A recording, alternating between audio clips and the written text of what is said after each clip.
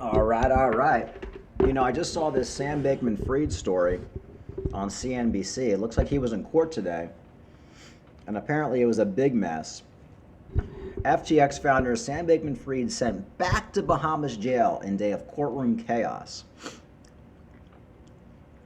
Sam Bankman-Fried will not return to the U.S. and will instead be remanded back to Bahamas prison on the orders of the Bahamian magistrate, whatever that name is, in a surprise move after reports emerged over the weekend that he would surrender himself to U.S. custody. Now, keep in mind, folks, this is the prison. It's a hellhole. It's a third world hellhole. He's probably the only white guy in there. He was in the medical ward, but he's not there anymore. The disgraced crypto billionaire will return to Fox Hill Jail after demanding to see a copy of his federal indictment. Bankman-Fried legal team signaled that they would fight extradition last week. CNBC and other outlets reported that Bankman-Fried had changed his mind and would instead submit himself for extradition today.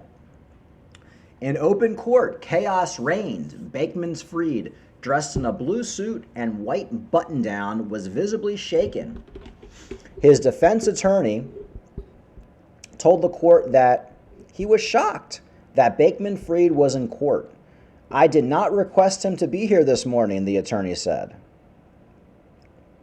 Franklin Williams, the Bahamian prosecutor, said that he understood that he intended to waive extradition, according to an NBC News producer who was in the courtroom. The FTX founder arrived at Bahamian court in a convoy of police vehicles heavily guarded just before 10 a.m. The move came just days after he was remanded to the medical unit of the Bahamian notorious Fox Hill prison. The 2020 report called the condition at Fox Hill prison harsh, citing overcrowding, poor nutrition, inadequate sanitation, poor ventilation, and inadequate medical care.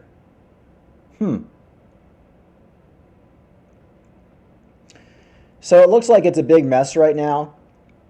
You got apparently Sam Bankman-Fried was visibly shaken. He was shaking today. That's what Rum Report says. He's a big mess. So I guess the question is, do we feel sorry for Sam Bankman-Fried? You know, I'm definitely a pro locking people up kind of guy.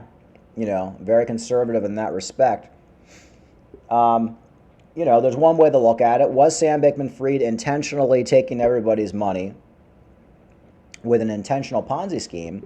And then, of course, the other way is, was he just in over his head? He thought he could make money with customer funds, ended up losing money in the bear market and couldn't repay.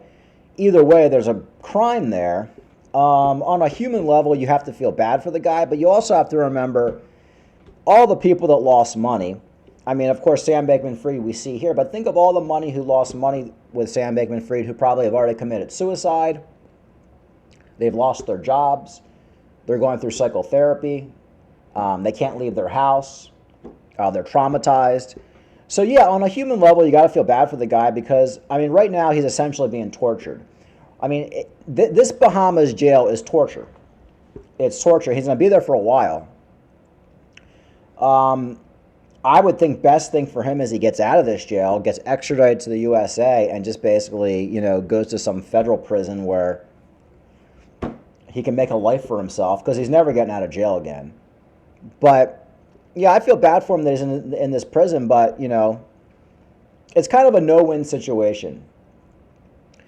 You know, Sam Bankman-Fried, sad. It's a sad story, and all the people he fucked over, it's a sad story. But we have to have justice here. But the question is, will he make it out of this prison alive? I don't know, and I'm not saying he would get murdered in the prison, but I'm saying he's a such weak, fragile man. Will he just have a complete nervous breakdown? Will he try to kill himself? I don't know. So we'll have to monitor the situation. But it looks like it's a big shit show over there in the Bahamas. And this could drag out for a long time. But yeah, so that's the Sam Bankman-Fried news for the day. It's a giant shit show. And And it really is. There's no pleasure in this story. It's just a sad story. I mean, you're watching this guy who will probably wither away into depression and suicide, and then you have everybody he's screwed over, and many of them have committed suicide and are depressed. So, who would have thought, folks? That's why you need regulation in the crypto space. Prevent this stuff from happening. All right, folks, like and subscribe.